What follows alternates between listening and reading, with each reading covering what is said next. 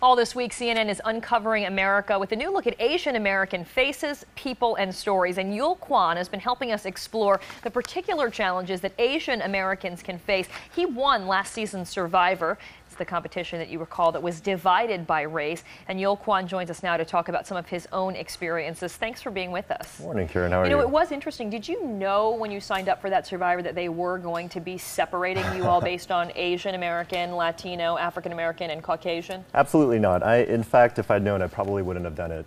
They didn't tell us until the night before the game started, after we'd been on the island for a week. And when they told us, I thought I made a huge mistake. I thought the whole thing blew up in my face because I wanted to be on the show to try to change stereotypes about Asian Americans. But it occurred to me that if you're dividing us based on race, our skin color, you're going to ignore any differences between individuals and lump us all together in one category. And you then went on to win, which was very interesting. And actually, they ended up halfway through or partway through combining the tribes. Right. They had a lot. They got a lot of negative publicity for that decision. And you guys were ahead when they decided that they were going to mix everybody together. What did you think about that? Well, I think they planned out the game before, so I don't think they changed or integrated the teams in order to respond to criticism. But you know, I thought it was a great idea for them to have more diversity because that's something that I felt was always lacking on television. But I thought that the way they did it was very gimmicky.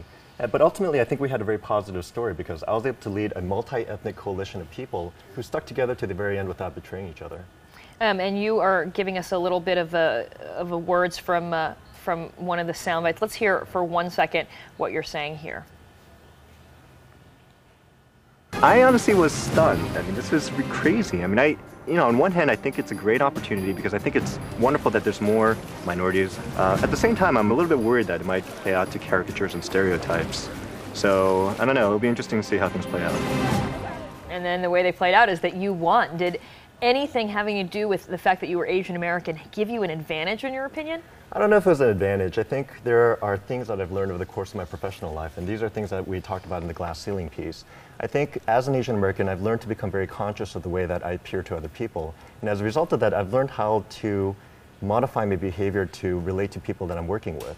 So in this particular instance on Survivor, I was able to apply a lot of the skills that I learned in order to try to build a very unified team and lead from behind the scenes. Yeah, and you and I were talking yesterday because my father is from Nepal, and you were recounting your story of just reverting back to what felt comfortable for you as a Korean, and how it didn't always play. You gave the example of being in the military, not looking your commanding officers in the eye, which you're supposed to do. And my dad recounted a few of the similar stories in Asian customs. You don't, if somebody offers you something, you always decline it the first time. That's what's polite. Well, in America, if you decline it, they're not going to ask again. Right. Well, can I ask you actually, because I've always felt that, and especially going into the story on the glass ceiling, I think women face a double set of problems because not only are Asian women encountering these stereotypes about Asian Americans, they have to overcome additional obstacles related to their gender. Is that something that you've encountered? Well, I think that, you know, in the television field, I think that the television field in particular has been pretty pioneering when it comes to not only having a fair amount of women, but I think also for Asians there are a lot of opportunities. I mean, I remember looking, even though I'm from Nepal, I really identified with Connie Chung, and I remember seeing her as one of the first. She co-anchored the nightly news. I mean, we know where that eventually ended up, but I mean, she was there, and she was somebody that we could look to as, hey, if she can do it, we can do it. Yeah, I think having those role models are absolutely key, and I think for Asian American men, we're lacking that. We don't have a Connie Chung.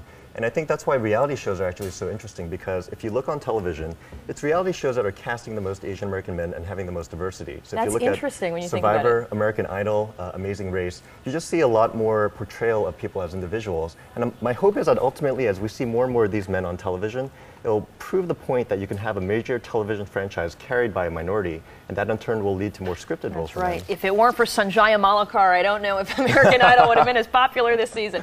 Kwon, thanks so much. And it's been fascinating to talk with you. We want everyone to know you can stay tuned for a special primetime special coverage of Uncovering America. That's going to be tonight on CNN. Thank you. Thanks a lot. It's a pleasure. John.